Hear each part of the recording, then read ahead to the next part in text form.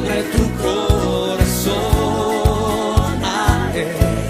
Sí, ven, ante su trono estamos. Ven, ven, ante la majestad de Dios. Ven. Dios te bendiga. Qué bueno poder llegar hasta tu hogar o donde sea que tú te encuentras. Queremos estudiar juntos la Escritura, la Palabra de Dios, y a través del consejo que hay en ella, poder aprender a poder vivir la vida a pesar de los problemas, con alegría, con paz y con felicidad. Hoy quisiera tocar un tema de la Escritura que es muy edificante. En el libro de San Mateo, el Evangelio según San Mateo, en el capítulo 5 hasta el capítulo 7, encontramos el llamado Sermón del Monte. Es una serie de enseñanzas que Jesús les dio a sus discípulos para enseñarles a vivir bien. Déjame ubicarte históricamente en lo que estaba sucediendo. En aquellos tiempos Jesús había comenzado su ministerio.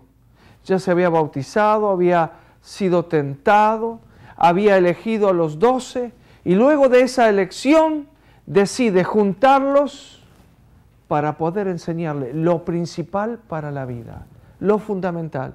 Y si tú tienes tu Biblia, puedes recorrer estos 3 capítulos, 5, 6 y 7 de San Mateo, y vas a encontrar tantas riquezas, enseñanzas de Jesús, cómo orar, cómo ser luz, cómo ser la sal, cómo hacer con la ira y con el enojo, cómo perdonar, tantas cosas.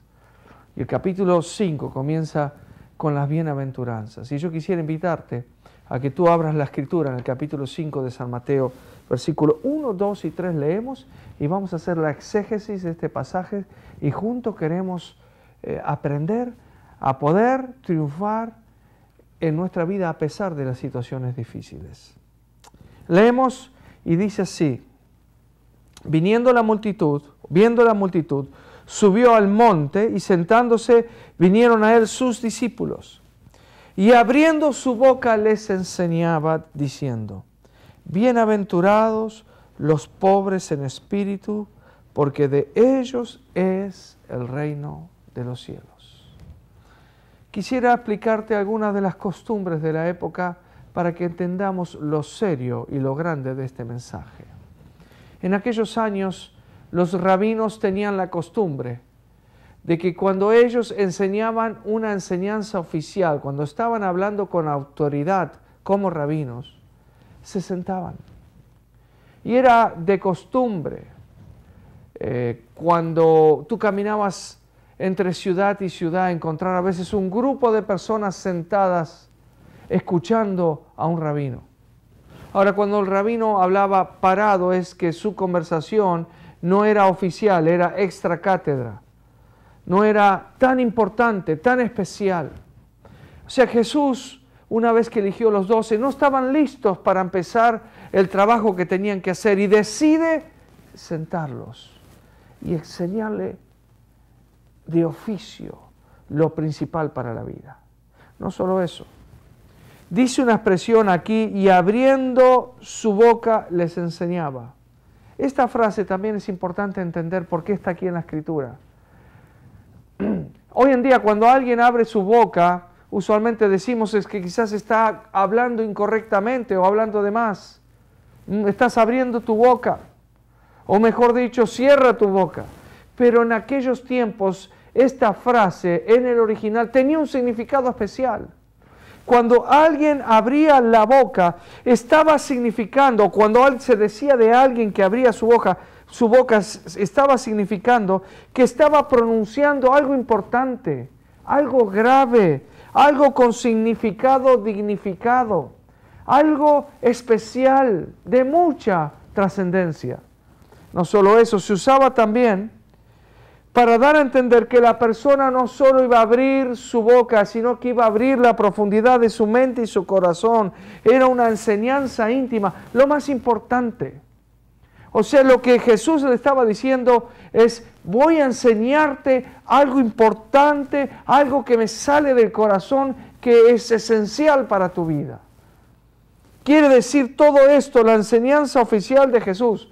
Y yo quiero que tú vueles un poco con tu imaginación en esta hora. Imagínate que tú estabas allí y Jesús te invitó a sentarte con Él. Y te dice hoy a través de la Escritura, quiero enseñarte algo importante, algo esencial para tu vida, algo que sale de mi corazón. Y quiero que así lo recibas. ¿Qué es lo que Jesús le quiso enseñar? ¿Qué es lo que era tan importante? Les dijo esto, bienaventurados los pobres en espíritu, porque de ellos es el reino de los cielos. ¿Qué Jesús le quiso decir con esto? Y vamos a tratar de entender, bienaventurados.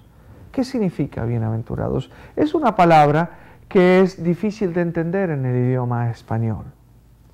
En griego es makairos.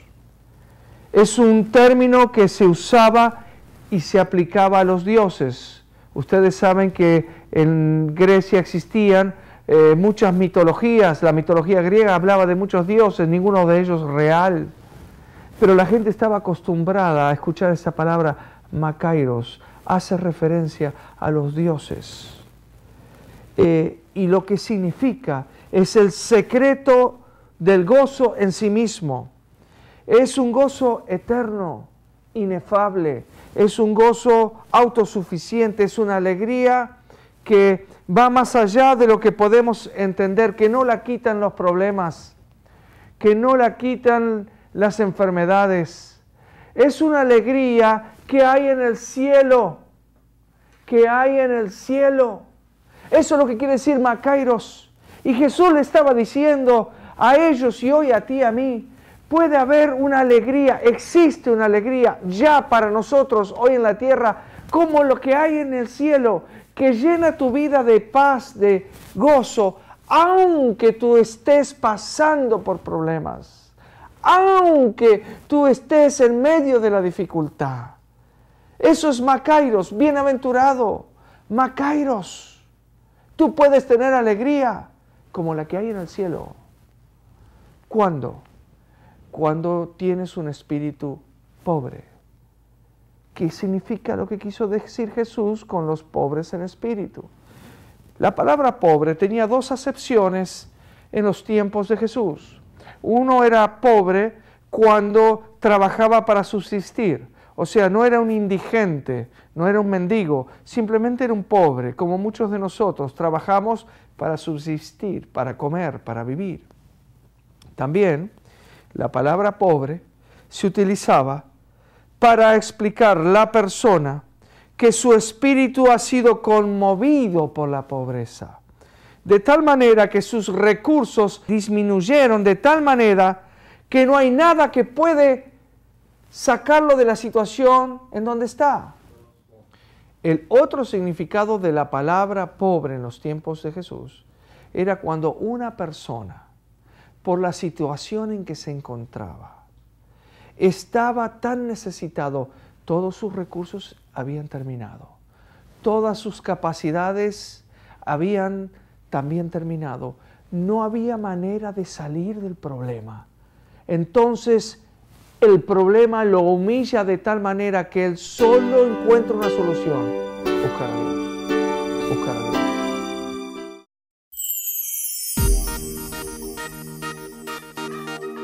Plymouth Church, fortaleza para la familia, está ubicada en el 12058 Beverly Boulevard en la ciudad de Whittier.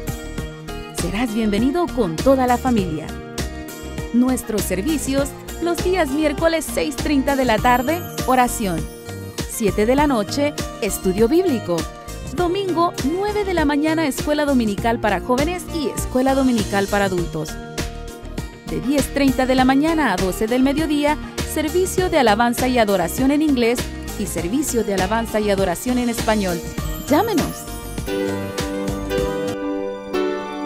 Si necesita oración, consejería o quiere información sobre nuestra iglesia, llame gratis al 1-800-660 8024. Será una bendición escuchar de usted. Señas Dios hará donde piensas que no hay. Él obra en maneras que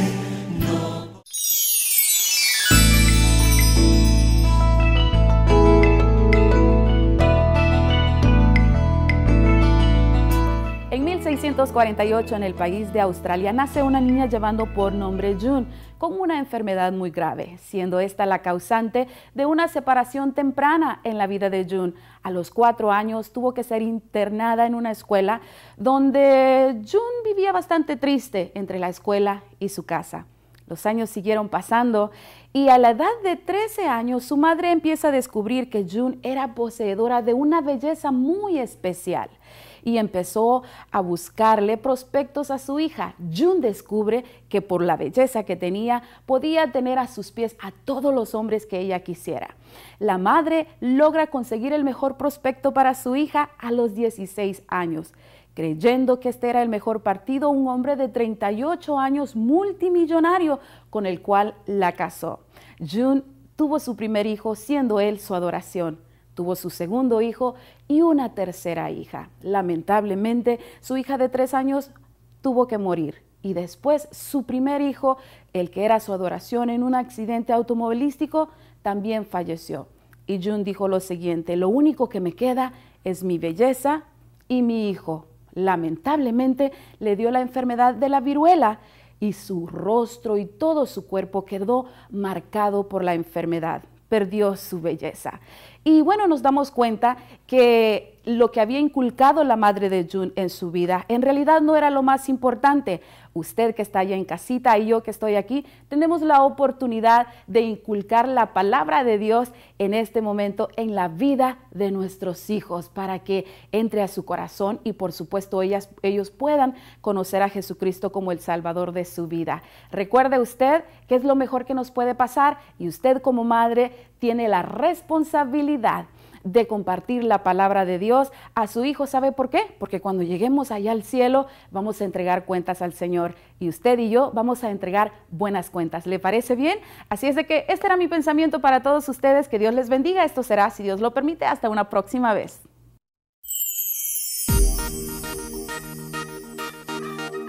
Plymouth Church, fortaleza para la familia, está ubicada en el 12058 Beverly Boulevard